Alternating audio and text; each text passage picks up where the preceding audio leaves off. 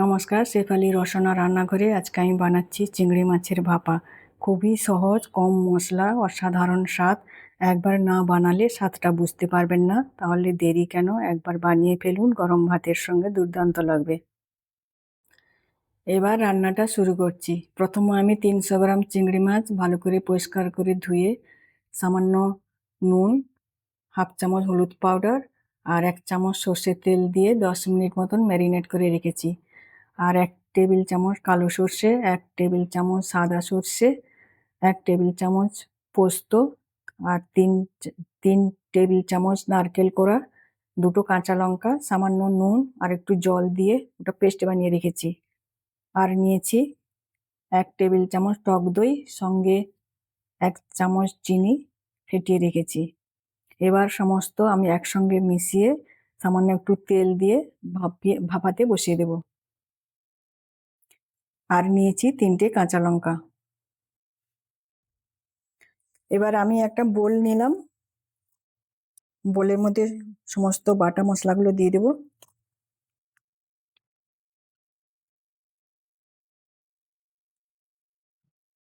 দইটাও দিয়ে দিলাম।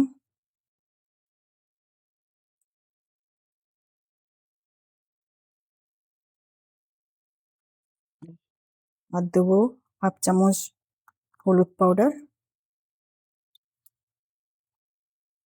স্বাদ মতন নুন, আর দেবো 1 চামচ মতন সর্ষের তেল।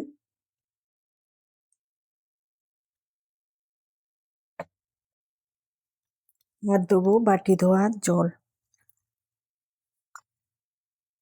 হাফ কাপ মতন।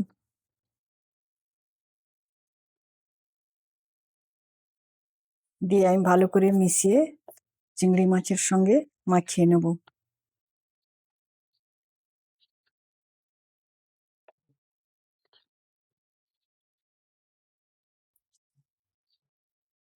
এবার চিংড়ি মাছগুলো দিয়ে দিলাম।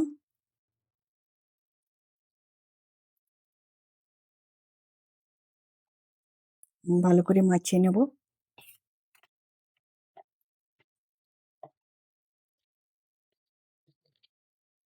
দিয়ে আমি 10 মিনিট রেখে দেবো ঢাকা দিয়ে। তারপর আমি একটা টিফিন বক্সে দিয়ে আমি ভাপিয়ে নেব 20 মিনিট মতন। এবার আমি ঢাকা দিয়ে 10 মিনিট রেখে দেবো। এবার আমি টিফিন বক্সে দিয়ে দিয়েছি। ওপর থেকে 1 চামচ তেল দিয়ে দিলাম। আর দেবো 3টে কাঁচা পাকা কাঁচা লঙ্কা চিরা।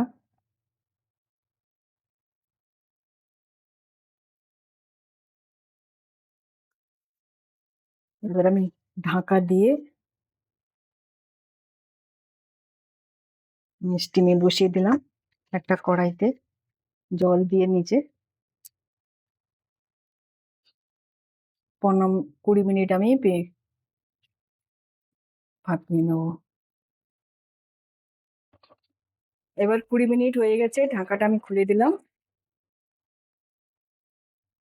গ্যাসটা বন্ধ করে দিলাম।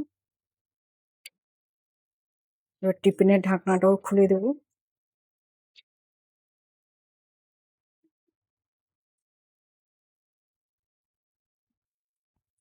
এবার হয়ে গেছে। আশা করি একবার আপনারা বানাবেন। পরিবেশনের জন্য রেডি, গরম ভাতের সঙ্গে খাওয়ার জন্য। সবাই ভালো থাকবেন। Thank you.